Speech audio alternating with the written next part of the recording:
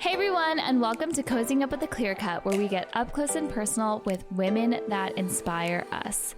Today we're sitting down with Lindsey Metselaar. She is a content creator and the host of We Met at Acme. We chat all about dating in New York City, how to plan the perfect wedding, and tips for picking out your ideal engagement ring.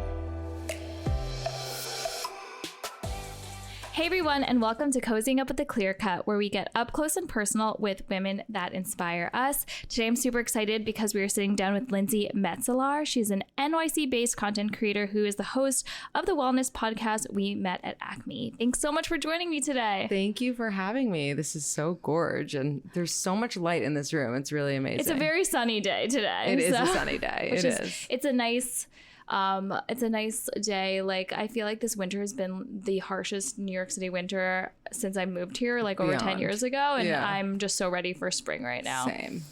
I feel it coming. So, I am really excited to chat with you about your whole journey, how you started the podcast. But tell me, when you were younger, what did you think that you'd be doing like as a career right now? It's so funny. I honestly so many things when I was much, much younger. And then when I started to get a little older, I really thought that I would be a therapist, which is not that different than a podcast host, you know? You give advice, you talk to people. Yeah. But I definitely thought that's kind of a weird thing for a child to want to be, though, right? I know, right? Well, I'm so interested in other people's lives, which is a big part of why I have my podcast. And I was like, what's the best career to find out about people's lives? There was a moment where I thought I was going to be a lawyer just because I'm really good at arguing. Like last night, have you been to St. Theo's? I'm actually going tonight. No way. Oh, we have to get like the mac and cheese type of pasta. Okay. But I was at St. Theo's last night, and we were sitting at the bar, and it was like kind of in this private room area. Unintentionally, and we were finishing up, and one of the guys who works there came over, and he's like, we need you to close out because we have like a private party coming and taking this room. And I was like, okay, and what are you going to do for us? Yeah. Like, is there going to be some sort of round? Are you going to, give us your number so we can always get into this restaurant? Yeah. He was like, you should be a lawyer. Yeah. Well, I mean, that's a good response because they're kicking you out. So exactly. They got to give you something. Yeah. If a restaurant kicks you out of a room, like what are we getting in return? So what did they give you? They took like a round of drinks off our bill. That's nice. Which is really great. That's nice. Maybe I'll use that today. Yeah, use it tonight. I'll tell you his name after. I don't want to blow up his spot. Yeah. So a therapist or a lawyer. So what was the journey like to becoming a podcast host and content creator? Totally. So I actually had a social media consulting company, which was like my job before I started the podcast. And then before that, I just did in-house social for different brands. And when I got dumped on my 27th birthday, I was like, oh, damn. Like, that's pretty harsh on your birthday. Yeah, brutal. And it was by the worst guy ever that like everyone could have told me this would have happened. And I was like, clearly I know nothing about dating, and I would love to know a lot more and kind of talk about it and open the conversation. And at the time there were no dating podcasts. It was like 4.5, almost 5 years ago now. And it was just like Serial, that like crime podcast, and like a bunch of news podcasts. And so I had my friend come over and we recorded our conversation. And then I was like, I'm going to release this as a podcast. And he's like, what's that? And I was like, I'm not sure, honestly. And it just grew from there, which was really fun. So it's wildly successful, your podcast, and you talk about all sorts of different topics. How did you learn and grow from starting your podcast and now you're married? So how did that impact you and your personal relationship? Yeah, it did so much because I really didn't know anything about dating when I started the podcast. And I had so many guests on who had such a wealth of knowledge, whether they were therapists or dating experts or just all types of professionals or people who had been in really long relationships, authors. And I took little tidbits of knowledge from everything that they told me. And all my listeners got to kind of see my journey of dating and it not working out, or, the journey of kissing a lot of frogs. And then I finally kind of knew 2.5 years ago or 2 years ago when I met my now husband, like what to be looking for and like what was not settling and all of the good things that, make a great healthy relationship. And so I was able to find something healthy, which is so crucial. I feel like when you're someone who gives dating advice, you have to be in a good relationship. Well, I feel like there are a lot of people that I follow that give dating advice that might not be in healthy relationships. Or like are single, which is like totally fine. Yeah. But I feel like it's definitely like validating when you're listening to someone whose relationship you admire too. And like followed you along the journey. Right. Do you ever feel like vulnerable or awkward, like sharing your personal experiences with everyone? Totally. I feel like at this point I'm used to it, but if I ever take a step back and I'm like, oh my God, I can't believe I just shared that, then I like go a little crazy. So I try not to do that. But I definitely am very open. I'm sure my husband would like me to be less. Do you talk about your relationship on your podcast ever? I like rarely talk about like myself, or I usually talk about other people. But I mean, people do always ask me because like we do work together and do everything together. If that's like, that's my husband. Is your husband? I was like, I'm feeling the romantic tension between the two of you. So yeah, he's like always around. He's like some people might think it's unhealthy, but like we live together, work together, like do everything together, but it like works. So sometimes we like talk about that dynamic. I love that. When's your birthday? January 24th. So you're an Aquarius. When's his? March 3rd. Oh, Pisces. Not a typical combination match, right? Not typical, but not typical. Justin Timberlake and Jessica Biel are Aquarius Pisces. Oh, really? They've been together for a long time. Yeah. I'm an Aquarius sun, but I'm a Taurus moon and a Scorpio rising. Oh, very interesting. That makes a lot more sense. That also is like, well, I won't get into it, but unless you want me to. But but so I'm like, I dabble in astrology. I'm like into it, but give me all of your like wealth and knowledge. Well, I feel like you have like more intense energy than an Aquarius might, which is a good thing. Scorpio and Taurus are opposite signs, so you come off the opposite of how you really are deep down, which is very interesting. That is interesting. Taurus moon love like the finer things in life, which of course the clear cut, that makes a lot of sense. And Scorpio risings have just like an aura about them, like a very intense, like they like magnetism. So that's very I think cool. a lot of people when they first meet me, actually, I've been told that I'm like very like standoffish or like scary, and I'm like, maybe that's my Scorpio rising. Oh, it's all Scorpio. Scorpio's the scariest. I feel like. How did you like learn all about this? When I was in college, I wasn't able to go abroad because I messed up and didn't take the right class. Someone ended up moving in and being my roommate for that semester, and she brought all these astrology books, and she was like, you have to read about your day. And I was like, I don't believe in that stuff, but like, you're so sweet. And then I did one night, and I was like, wow, that's actually very spot on. And like, otherwise I haven't really believed in anything spiritual. So it was kind of like my religion for a little bit in college. And then I just learned about it, and I'm like an amateur. You should like charge for chart readings or something. I do sometimes. I swear. But the other day, I would be like a customer. Oh my God, no, it's so funny. But like, I'm not legit. Like somehow people still, want to pay me for it, but I'm not legit. And the other day, somebody. At least you're honest and upfront about it. No, of course. I mean, I try. Like, I do it with what I know, but I definitely have not taken a class or anything on it. And the other day, I did a reading for a girl who was so sweet, and I accidentally inputted the time of her birth wrong. Oh no. And it was so bad. And she was like, my co-star says like I'm this rising sign, but you told me I was this. And I was like, I'm sure co-star is wrong. And then I was like, oh, no. It was me. What's your sign and your husband's sign? I'm a Libra with a Virgo rising, Capricorn moon. And he is I feel like that's a good combo. Oh, thank you. I've never heard that before. Oh, really? I clearly don't know what I'm talking about. And my husband's a Cancer with also Virgo rising and Sagittarius moon. So Virgos are like super like organized and like clean. And I feel like Libras are like, Kim Kardashian's a Libra, right? So they like, so you know a thing or two. They love like looking good and like fashion. And Capricorns are really hardworking. Yeah, there you go. So those are all good things. Yeah, I'll take it.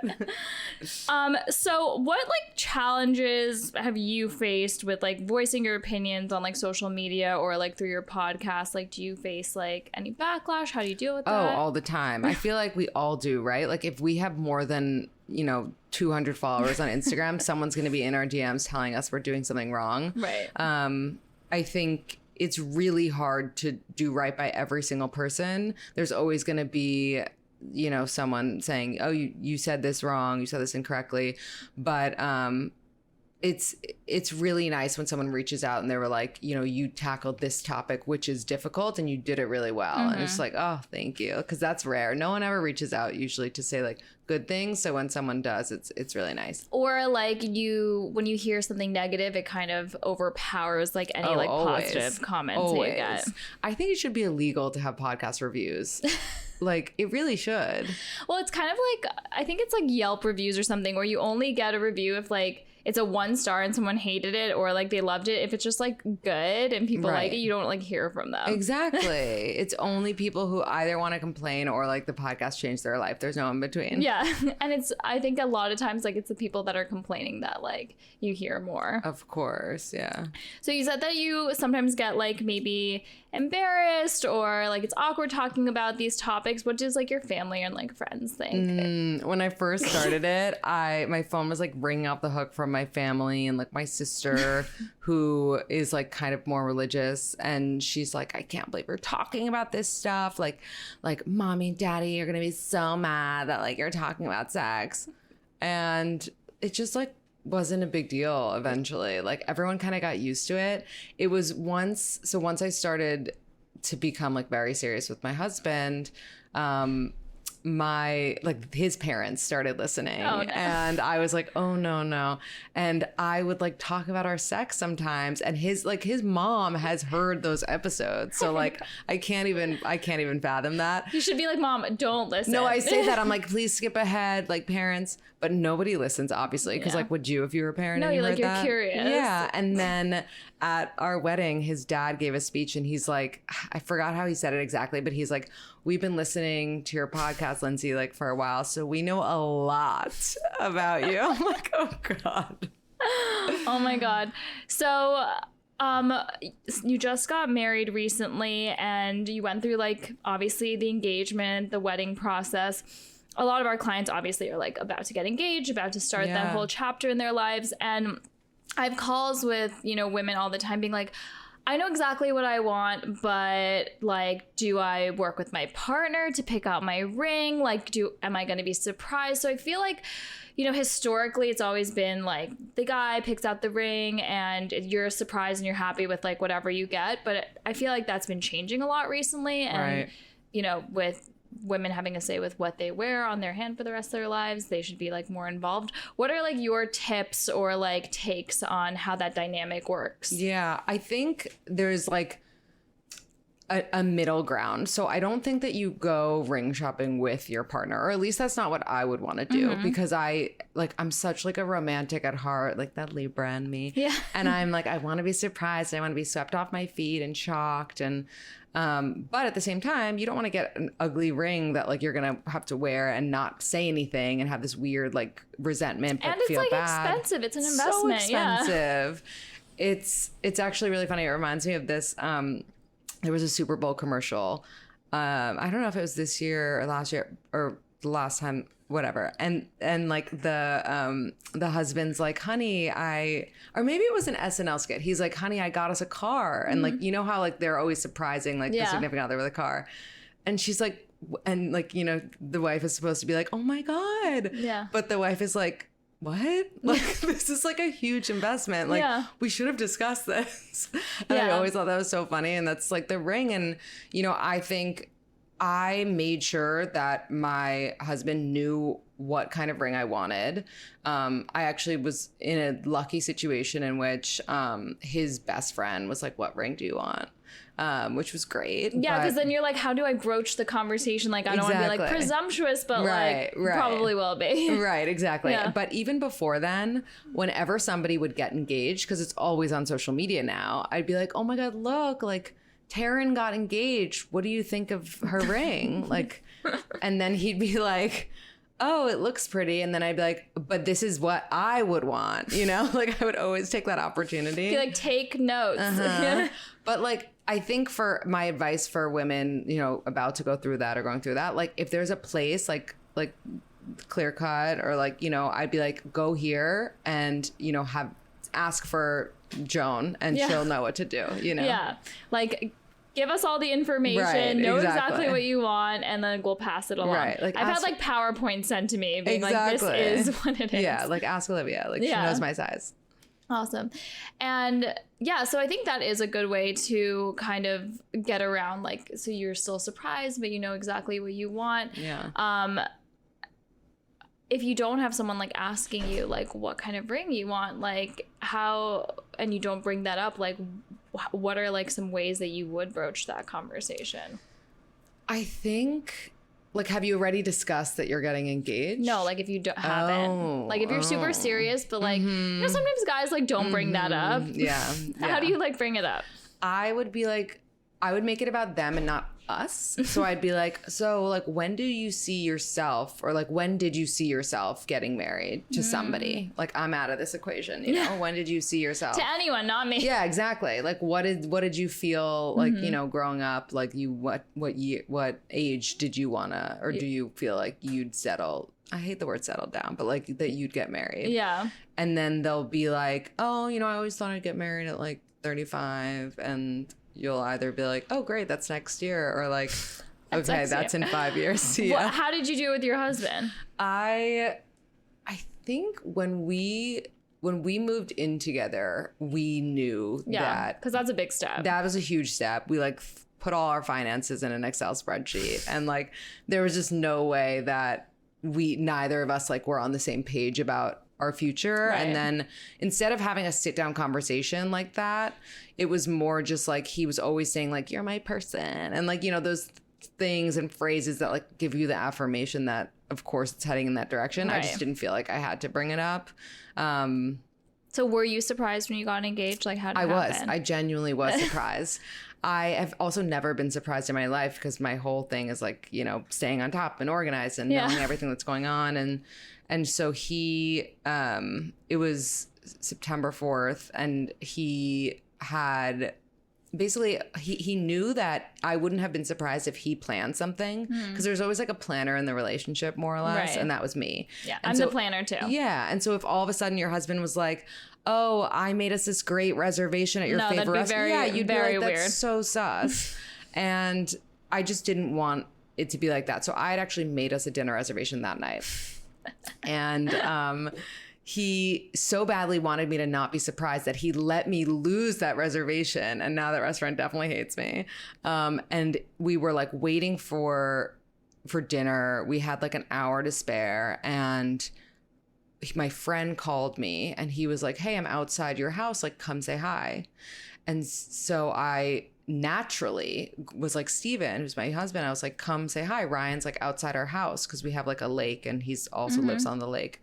And so we went to the lake to say hi to Ryan, and all of this was my idea, or so I thought. Yeah. And then we get to the lake and I'm like, where's Ryan? And he's like, Ryan's not coming, and like takes my phone. I'm like, what's going on? Oh my God. But I was definitely surprised. Wow, he must know you really well, because that like worked out perfectly. He really does. He does. My God, that's so awesome. So when you were planning your wedding, what are like some pieces of advice that you would give to someone else? Because I feel like it's always so weird when you like start planning your wedding, because you're like, wait, I've never done this before, but like no one else who is planning a wedding, maybe you have, but like your first wedding, like has any idea where to start, what to do, how much things cost. Like, so what are some tips? Totally.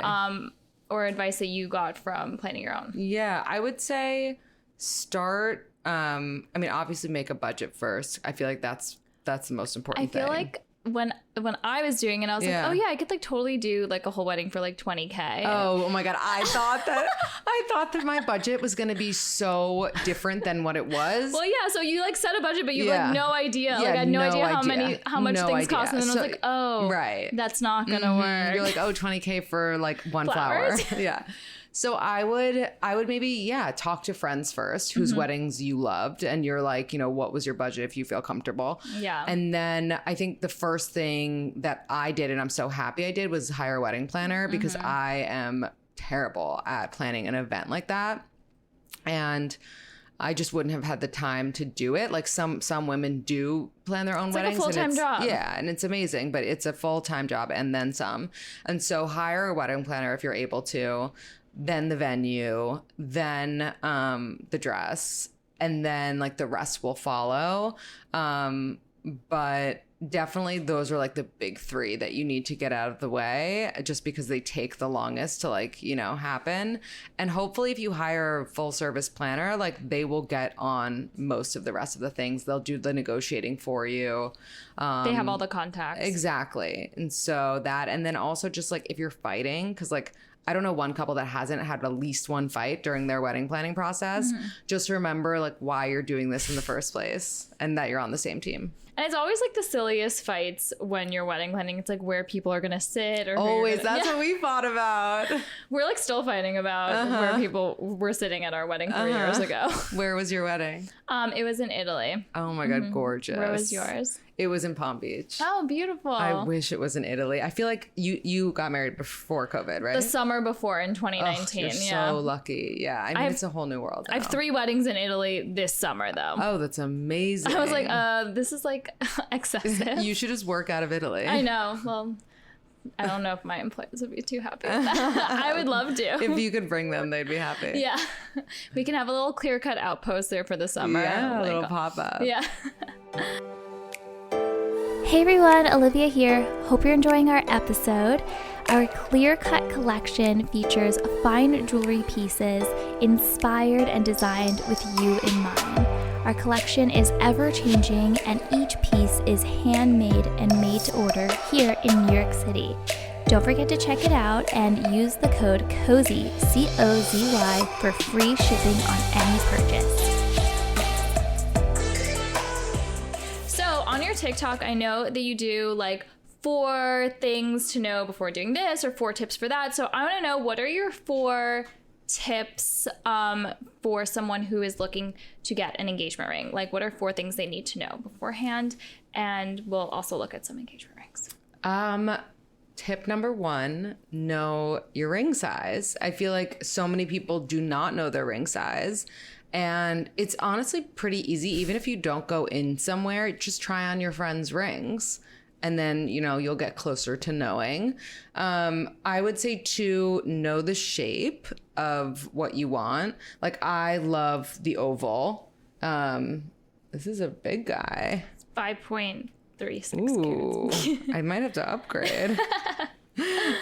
I love the oval because I have long fingers and I feel like it looks best on me. So know like the shape.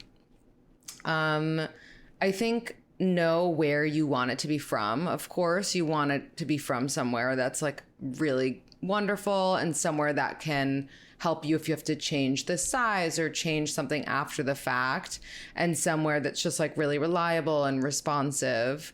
And then I mean, I guess that's like kind of it. I have to think of a 4th. Maybe know what you don't want, because that's helpful too.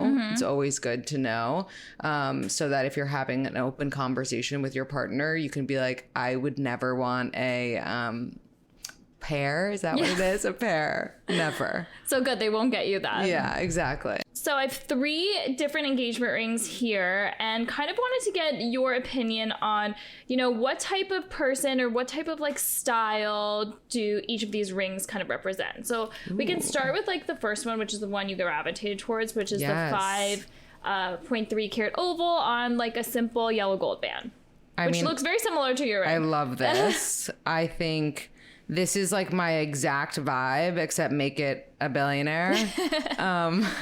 I think it's gorgeous. It's simple. I love the mix of the gold and the diamond. Like, what could be better?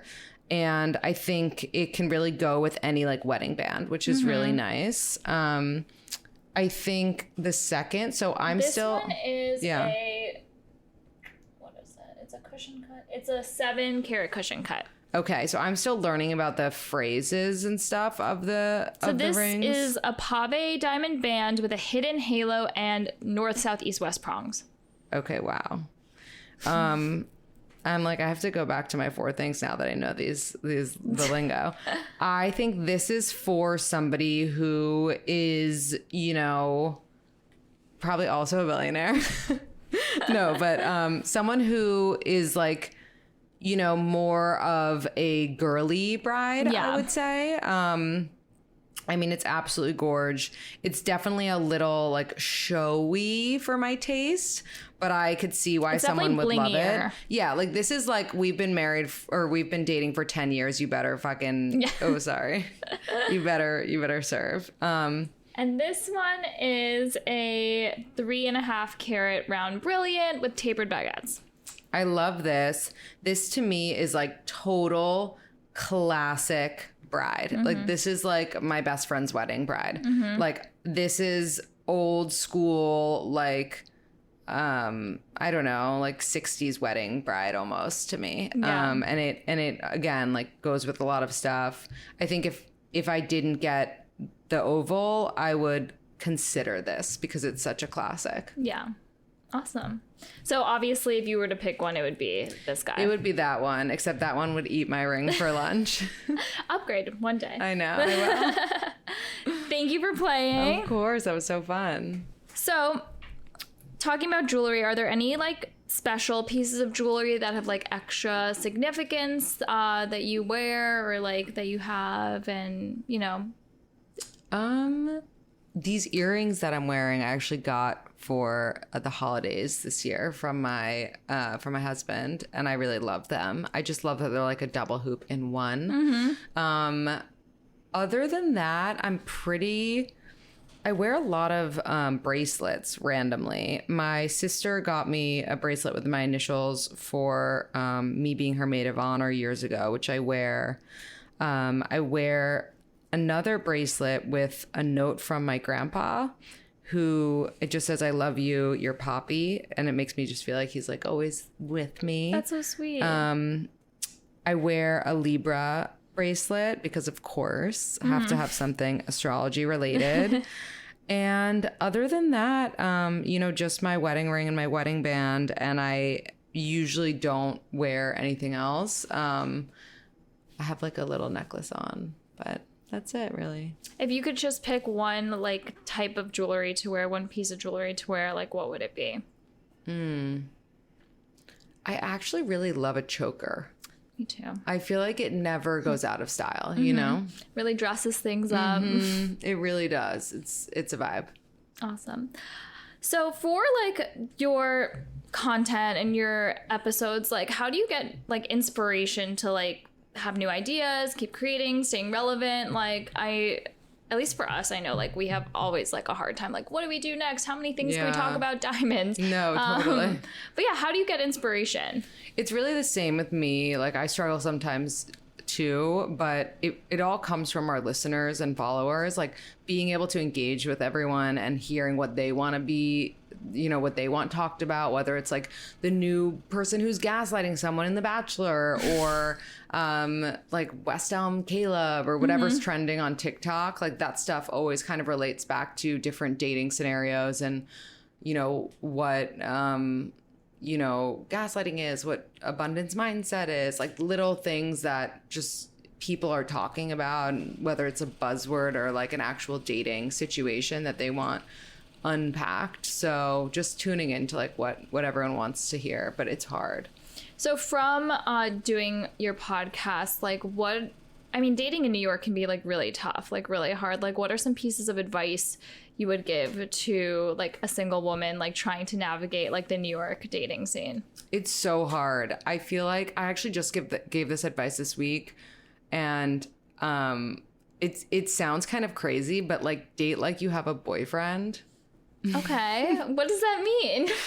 I feel like when you have a boyfriend and you're like out with your girls, you just have a different energy that's just not like, please notice me. It's more like I'm taking care of this group of gals that I'm with, and like I'm like, you know, not afraid to go up to the group of single guys and be like, hey, my friend thinks you're cute.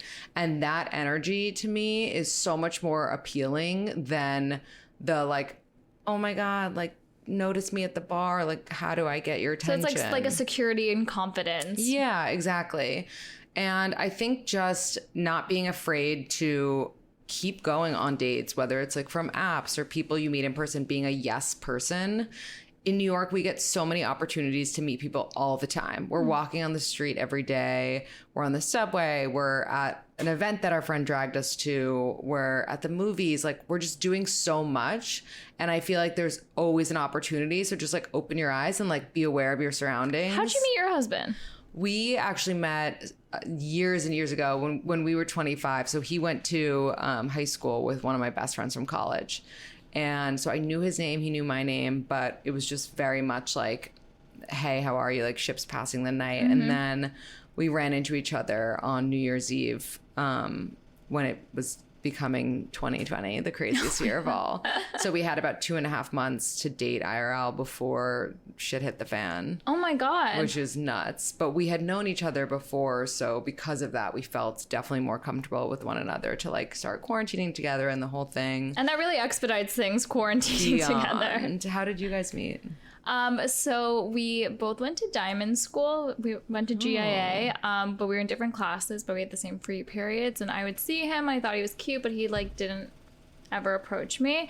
So I noticed that he took the F train uptown after school, and I took it downtown. So one day I followed him home on the train, and I was just like, oh my God, hey, I think you're like in my school. Like, I already did the class that you did. Like, if you need like help with anything, I'm oh my God, good that's at so diamonds. cute. And yeah, the rest is history. That's amazing. So yeah, I stalked him. No, that's so good though. We actually we did a podcast episode and someone told us a similar story about how they just like kept walking by their like the guy who ended up becoming their boyfriend before, just kept walking by him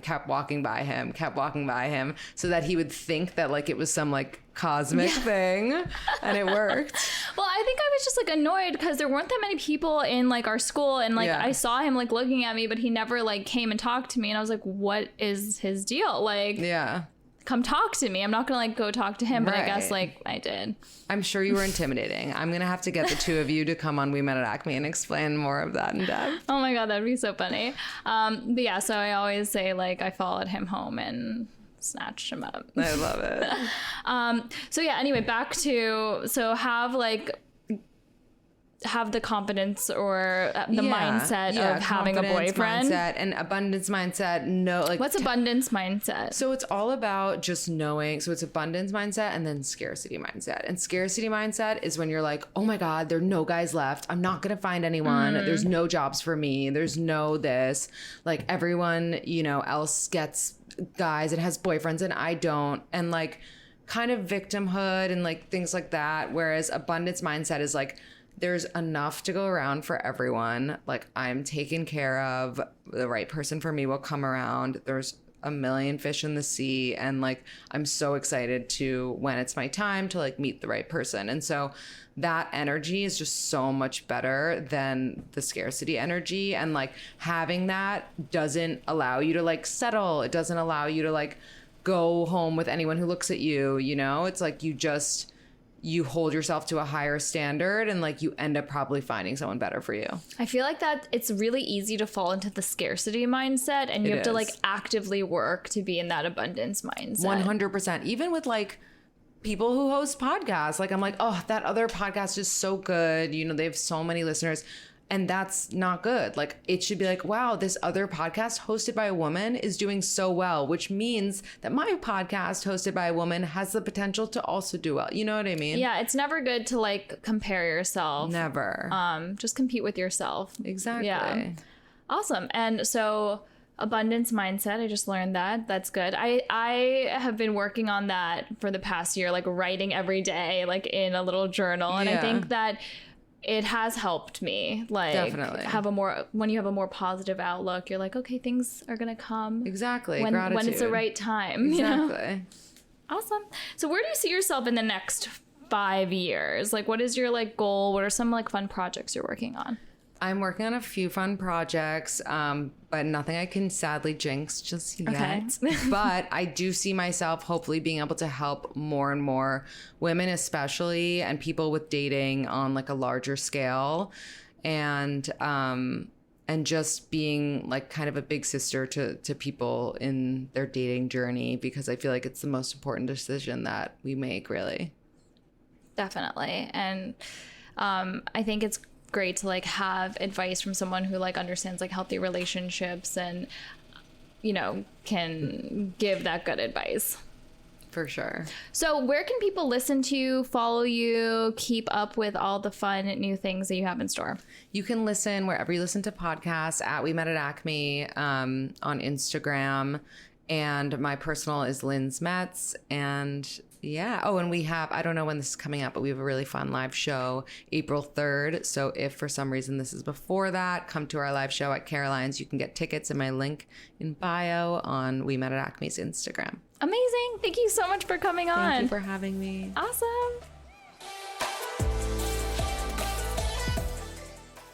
That was such a fun conversation. I love chatting all about the abundance mentality. What are some things you guys want to attract from the universe?